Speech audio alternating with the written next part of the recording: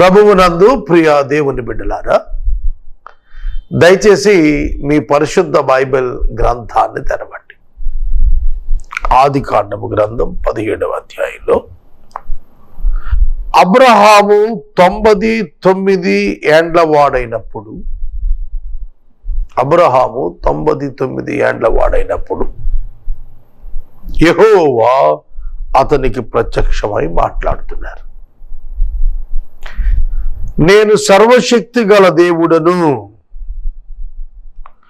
నా సన్నిధిలో నడుస్తూ నిందారహితుడుగా ఉండుము. ఇది మనం ధ్యానం చేశాము. నా సన్నిధిలో నిందారహితుడుగా ఉండమంటున్నాడు ప్రభు.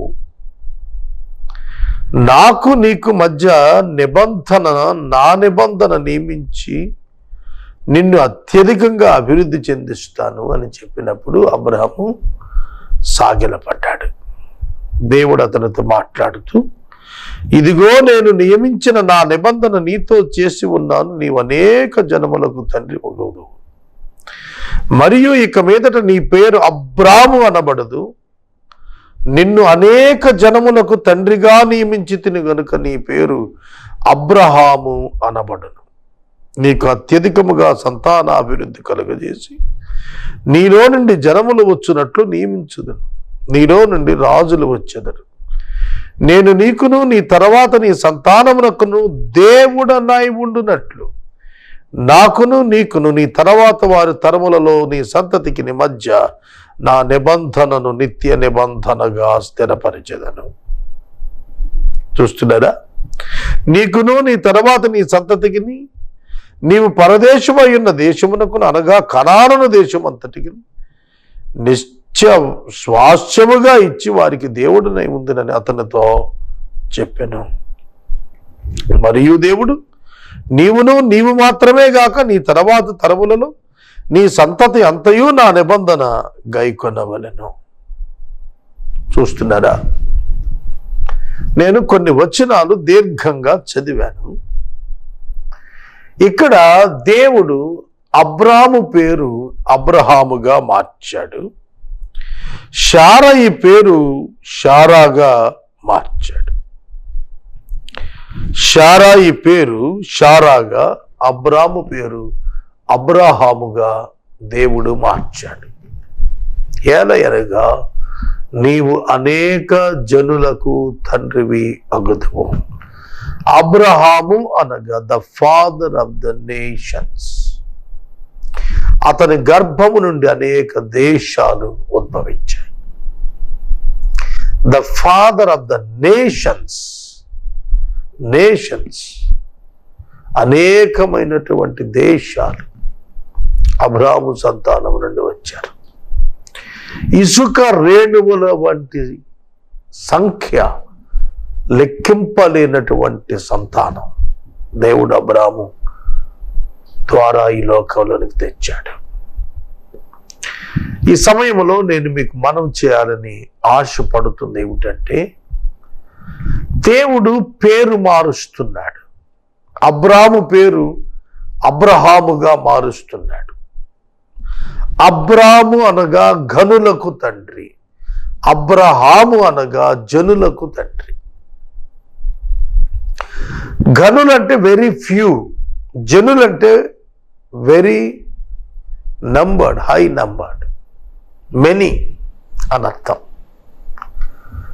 చాలా తక్కువ మంది ఘనులకు తండ్రిగా ఉండేవాడిని అనేకమైన జనాంగములకు తండ్రిగా దేవుడు ఆశీర్వదించాడు. God's mind towards Abraham. దేవుని యొక్క మనస్సు అబ్రహాము పట్ల జనులకు తండ్రిగా ఉండాలని ఉన్నది. God planned the life of Abraham. Abraham యొక్క జీవితాన్ని దేవుడే ప్రణాళిక చేశాడు. తన చేతులలో ఉంచుకొని తాను నడిపిస్తున్నాడు. ఎంత గొప్ప దేవుడు, ఎంత ప్రేమ గలవాడు. సర్వశక్తి గల దేవుడు ప్రణాళికను కలిగి దాని చొప్పున అబ్రాహామును నడుమవని తాను బోధిస్తున్నాడు. నా నిబంధన నీతోను నీ తరువాత నీ సంతానముతోను నేను స్థిరపరుస్తున్నానన్నాడు. ఆ నిబంధన వారి మధ్య నిత్యం ఉండేటట్లుగా దానిని నిత్య స్వాస్థ్యంగా ఆ నిబంధన స్థిరపరుస్తున్నాడు. Ever lasting covenant. సోదరుడా, సోదరి, నూతన నిబంధన యేసుక్రీస్తు ప్రభువు ద్వారా దేవుడు అనుగ్రహించాడు. ఆ నిబంధన ఒక ప్రత్యేకమైనటువంటిదై సంఘము కొరకు ఇవ్వబడగా, అబ్రహాము యొక్క నిబంధన క్రీస్తు వారి యొక్క రెండవ రాకడలో 1000 ఏండ్ల పాలనలో సైతం ఆ నిబంధన యొక్క కొనసాగింపు అప్లికేషన్ ఉండేటట్లుగా దేవుడు దానిని వారికి అనుగ్రహించాడు. నీవే కాదు, నీ తర్వాత తరాలలోనూ నీ సంతతిలోనూ నా నిబంధన గైకొనాలి. దాని కొరకు నేను ఒక గురుతును నీకు ఇస్తున్నాను. ఆ గురుతు ఏమిటంటే గోప్యాంగ చర్మమున సున్నతి. సున్నతి అనేటువంటి పదము అబ్రహాము సంతానపు విషయమున శరీరమును అనుగ్రహించబడినది. ఇది యేసుక్రీస్తు ప్రభువునందు విశ్వాసం ఉంచినటువంటి వారికి హృదయములో కలగబోతున్నటువంటి ఆధ్యాత్మిక సున్నతి. అంటే పశ్చాత్తాపముతో కూడి మారు మనసు అనుభవాన్ని అంతరంగంలో ఎట్లా తెలియచేస్తున్నాడో దానికి బాహ్య సంబంధమైన గుర్తుగా యూదులకు సున్నతిని పురుషులకు నియమించాడు. ఆ సున్నతి వలన నిబంధన గుర్తుగా వారు ముద్రించబడిన వారిగా తెలియబడతారు. ఆ సున్నతి చేయుట వలన వారు దేవునికి విధేయులై ఆ స్వాస్థ్యానికి వారసులయ్యారనేది తెలియచేయబడుతోంది. సోదరుడా, సోదరి, కనుక ఎవరైతే నిబంధన క్రిందకు వచ్చి ఉన్నారో పురుషులు, వారు తమ యొక్క బాహ్యమైనటువంటి గురుతైన సున్నతి చేత తామెవరైనది తెలియచేసేటట్లుగా దేవుడు అబ్రహామునకు ఈ ఆజ్ఞ ఇచ్చాడు. అతడును అతని ఇంట ఉన్నటువంటి వెండితో కొనబడినటువంటి వాడును ఇంట పుట్టిన వాడును తప్పక సున్నతి పొందాలి. సున్నతి పొందని మగవాడు జనములలో నుండి కొట్టివేయబడతాడు. నా నిబంధనను మీరి ఉన్నాడని అబ్రహాముతో చెప్పాను. దేవుడు ఒక ప్రమాణము పెడుతున్నాడు, నిబంధన అనే ప్రమాణం. దానిని దాట వీలు లేదు. ఎవరైతే నిబంధన క్రిందకు వస్తారో వారు ఒప్పందం కిందకు వస్తున్నారు. వారు దానిని దాటకూడదు. దాటితే దేవునితో వారు విరోధమైనట్లు. తర్వాత శారా యొక్క పేరు కూడా శారాగా రాజకుమార్తెగా మార్చాడు. శారాయి అనేటువంటి పేరు ఆమెదు శారాగా మార్చబడింది 89వ ఏట. అబ్రహాము 99వ ఏట నుండి 175 వరకు అబ్రహాముగా పిలువబడ్డాడు. అంతకు ముందస్తు కాలం 99 ఏళ్ళు అబ్రాముగానే పిలువబడ్డాడు. అబ్రాము, అబ్రహాము. శారాయి శారాగా మార్చబడింది. What is the need of changing names? What is the need of changing names? ఎందుకో తెలుసు, దేవుడు యొక్క ఉద్దేశము లోకానికి వారి పట్ల తెలియాల. ఆ కారణం చేత పేర్లు ఆయన మార్చాడు. ఆమె జనములకు తల్లిగా ఉంటుంది, జనముల రాజులు ఆమె వలన కలుగుతారు అని చెప్పి అబ్రహాముతో దేవుడు చెబుతున్నాడు. ఎంత వాస్తవం ఇది! ఇశ్రాయేలు రాజుల చరిత్ర, యూదా రాజుల చరిత్ర మీరు చదివితే, యూదా రాజులు, ఇశ్రాయేలు రాజులు 39 మంది రాజ్యమేలిన వారు కనిపిస్తారు. ఎక్కడి నుండి వచ్చారు ఇజ్రాయేలు యూదా వారంటే? షారాయి గర్భాన్ని నుండే వచ్చిన ఇస్సాకు నుండే.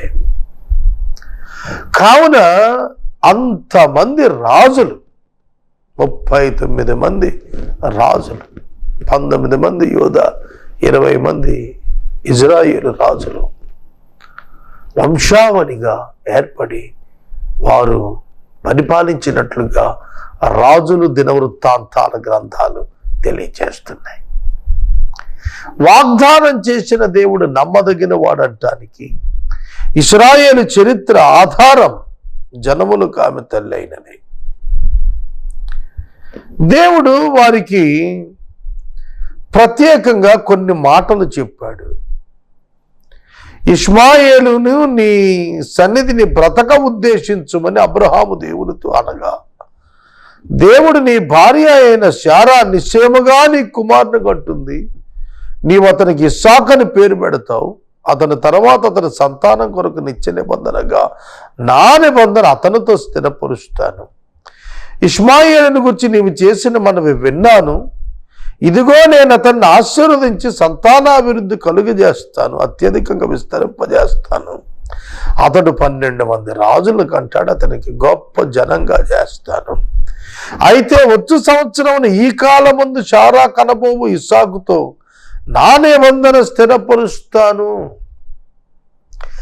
నిబంధనను స్థిరపరిచినది దేవుడు ఇస్సాకుతో, ఇష్మాయేలుతో కాదు. ఇష్మాయేలు అబ్రహాము యొక్క కుమారుడే, కానీ వాగ్దాన కుమారుడు శారా వలన కలిగినటువంటి ఇస్సాకే. అది చాలా స్పష్టంగా బైబిల్ తెలియజేస్తుంది. కనుక ఇస్సాకు వలన కలిగినదే నీ సంతానము, ఇస్సాకు వలన కలిగినటువంటిదే నిబంధన క్రిందకు వచ్చినటువంటిది. నా నిబంధన అతనితో స్థిరపరుస్తాను. దేవుడు స్థిరపరిచేటువంటి దేవుడు, నిబంధన స్థిరపరిచేవాడు. ఆయన మాట ఇచ్చి తొలగిపోయేవాడు కాడు, దాన్ని స్థిరపరిచేటువంటి వాడు. ఆయన సత్య సంతత్వము కలిగినటువంటి వాడు. ఆయన సత్యము మార్పు లేనటువంటిదిగా నిలబడే ఉంటుంది మన నిమిత్తము. ఈ సమయంలో వాక్యం వింటున్న ప్రతి ఒక్కరూ గుర్తెరగండి, the God of the Bible is nothing but truth, సత్యమైనటువంటి దేవుడు. కనుక దేవుని యొక్క మాట విని వారు లోబడినారు. అబ్రహాము శారాలుగా మార్చబడి దేవునికి లోబడి ఉన్నారు. వారి జీవితాల్లో దేవుని అధికారమునకు సంపూర్ణముగా తమను తాము అప్పగించుకున్నటువంటి వారు. దేవుడు ఇస్సాకు ద్వారా అయినటువంటి సంతానమును తాను ఏర్పరచుకున్నారని చెప్పినప్పుడు ఎట్లా ఎందుకు ఏర్పరచుకున్నాడనగా, యేసు ఆ వంశావళిలో నుండి రావాల. అందుకే అబ్రహాము తన సంతానమును గురించి మాట్లాడుతున్నప్పుడు సంతానములు అని అనక సంతానము అను క్రీస్తుని గురించి మాట్లాడాడని, ఆయన నిజమైన దేవుడని హెబ్రీ పత్రిక చెప్పినటువంటి విధానమున మనం గుర్తెరుగుతూ ఉన్నాము. అంత మాత్రమే కాదు, దేవుడు ఇష్మాయేలును దీవిస్తున్న